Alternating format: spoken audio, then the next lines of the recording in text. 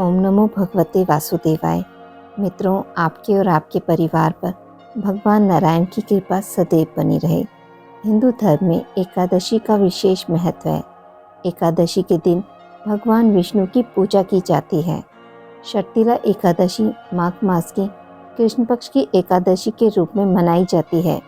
इसमें 6 प्रकार के तिल प्रयोग होने के कारण इसे षटतिला एकादशी कहते हैं। पंचामृत में तिल मिलाकर पहले भगवान विष्णु को स्नान कराया जाता है।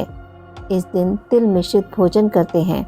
दिन में हरि कीर्तन कर रात्रि में भगवान की प्रतिमा के सामने सोना चाहिए। षटतिला एकादशी व्रत के लिए पुलस्त्य ऋषि ने दलमे ऋषि को बताया कि माघ का महीना पवित्र और पावन होता है। इस मास में व्रत और तप का बड़ा महत्व होता है। इस माह में आने वाली एकादशी को षटतिला एकादशी कहते हैं। षटतिला एकादशी के दिन मनुष्य को भगवान विष्णु के निमित्त व्रत रखना चाहिए। व्रत करने वाले को गंध, पुष्प, धूप, दीप, तांबूल सहित विष्णु भगवान की षडोपचार से पूजा करना चाहिए। उड़द और तिल मिश्रित खिचड़ी बनाकर भगवान को भोग लगाना चाहिए। रात्रि के समय तिल से 108 बार ओम नमो भगवते वासुदेवाय स्वाहा इस मंत्र से हवन करना चाहिए। षटतिला एकादशी का व्रत करने से अज्ञानता पूर्वक किए गए अपराधों से मुक्ति मिलती है।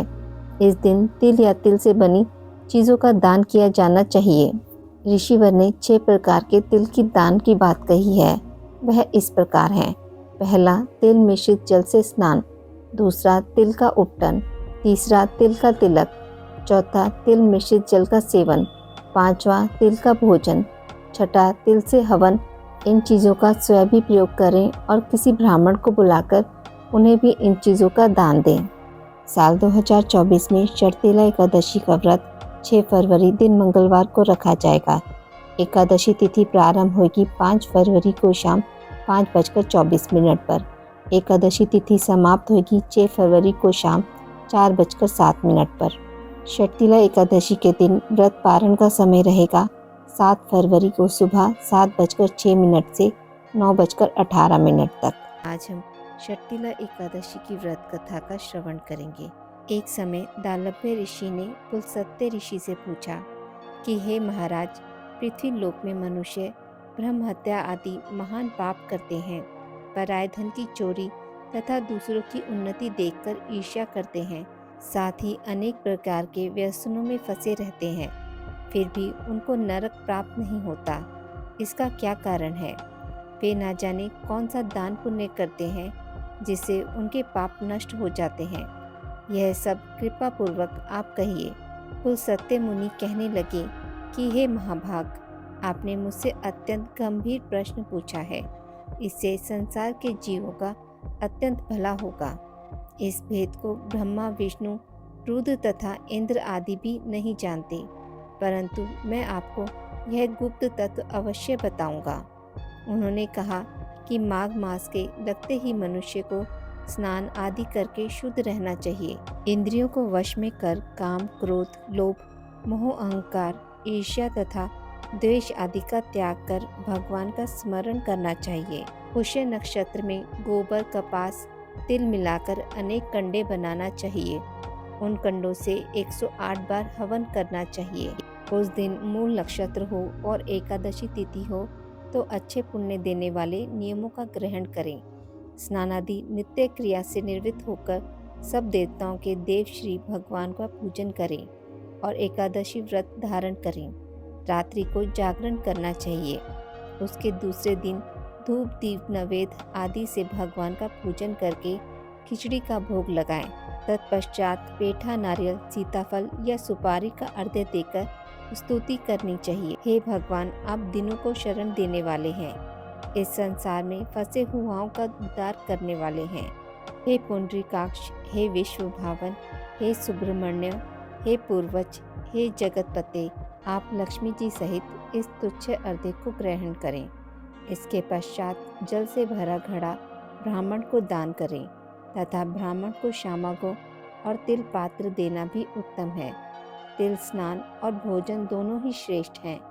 इस प्रकार जो मनुष्य जितने तिलों का दान करता है उतने ही 1000 वर्षों तक स्वर्ग में वास करता है। पहला तिल स्नान, दूसरा तिल का उपटन, तीसरा तिल का हवन, चौथा तिल का तर्पण, पांचवा तिल का भोजन और छठा तिलों का दान। ये तिल के 6 प्रकार हैं। इनके प्रयोग के कारण यह षटतिला एकादशी कहलाती है। इस व्रत के करने से अनेक प्रकार के पाप नष्ट हो जाते हैं। इतना कहकर पुलस्त्य ऋषि कहने लगे कि अब मैं तुमसे इस एकादशी की कथा कहता हूँ। एक समय नारद जी ने भगवान श्री विष्णु से यही प्रश्न किया था और भगवान ने षटतिला एकादशी का महात्म्य नारद जी से कहा। सो मैं तुमसे कहता हूँ। भगवान ने नारद जी से कहा कि हे नारद, मैं तुमसे सत्य घटना कहता हूँ, ध्यानपूर्वक सुनो। प्राचीन काल में मृत्यु लोक में एक ब्राह्मणी रहती थी। वह सदैव व्रत किया करती थी। एक समय वह 1 मास तक व्रत करती रही। इससे उसका शरीर अत्यंत दुर्बल हो गया। यद्यपि वह अत्यंत बुद्धिमान थी, तथापि उसने कभी देवताओं या ब्राह्मणों के निमित्त अन्न या धन का दान नहीं किया था। इससे मैंने सोचा कि ब्राह्मणी ने व्रत आदि से अपना शरीर शुद्ध कर लिया है, अब इसे विष्णु लोक तो मिल ही जाएगा, परंतु इसने कभी अन्न का दान नहीं किया, इससे इसकी तृप्ति होना कठिन है। भगवान ने आगे कहा, ऐसा सोचकर मैं भिखारी के वेश में मृत्यु लोक में उस ब्राह्मणी के पास गया और उससे भिक्षा मांगी। वह ब्राह्मणी बोली, महाराज, किस लिए आए हो? मैंने कहा, मुझे भिक्षा चाहिए। इस पर उसने एक मिट्टी का ठेला मेरे भिक्षा पात्र में डाल दिया। मैं उसे लेकर स्वर्ग में लौट आया। कुछ समय बाद ब्राह्मणी भी शरीर त्याग कर स्वर्ग में आ गई। उस ब्राह्मणी को मिट्टी का दान करने से स्वर्ग में सुंदर महल मिला, परंतु उसने अपने घर को अन्न आदि सब सामग्रियों से शून्य पाया। घबराकर वह मेरे पास आई और कहने लगी कि हे भगवान, मैंने अनेक व्रत आदि से आपकी पूजा की, परंतु फिर भी मेरा घर अन्न आदि सब वस्तुओं से शून्य है। इसका क्या कारण है?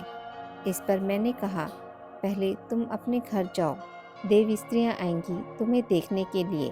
पहले उनसे षटतिला एकादशी का पुण्य और विधि सुन लो, तब द्वार खोलना। ऐसे मेरे वचन सुनकर वह अपने घर गई। जब देव स्त्रियाँ आई और द्वार खोलने को कहा तो ब्राह्मणी बोली, आप मुझे देखने आई हैं तो षटतिला एकादशी का महात्म्य मुझसे कहो। उनमें से एक देव स्त्री कहने लगी कि मैं कहती हूँ। जब ब्राह्मणी ने षटतिला एकादशी का महात्म्य सुना तब द्वार खोल दिया। देवांगनाओं ने उनको देखा कि ना तो वह गंधर्वी हैं और ना ही असुरी हैं, वरन पहले जैसी मनुष्य ही हैं। उस ब्राह्मणी ने उनकी कथा अनुसार षटतिला एकादशी का व्रत किया। इसके प्रभाव से वह सुंदर और रूपवती हो गई तथा उसका घर अन्न आदि समस्त सामग्रियों से युक्त हो गया। अतः मनुष्य को मूर्खता त्याग कर षटतिला एकादशी का व्रत और लोभ ना करके तिल आदि का दान करना चाहिए। इससे दुर्भाग्य, दरिद्रता तथा अनेक प्रकार के कष्ट दूर होकर मोक्ष की प्राप्ति होती है। आज की इस वीडियो में बस इतना ही। मित्रों, आपको यह जानकारी अच्छी लगी हो तो मेरे वीडियो को लाइक और शेयर ज़रूर करें और पूजा पाठ से जुड़ी जानकारी के लिए मेरे चैनल को सब्सक्राइब करना ना भूलें। धन्यवाद।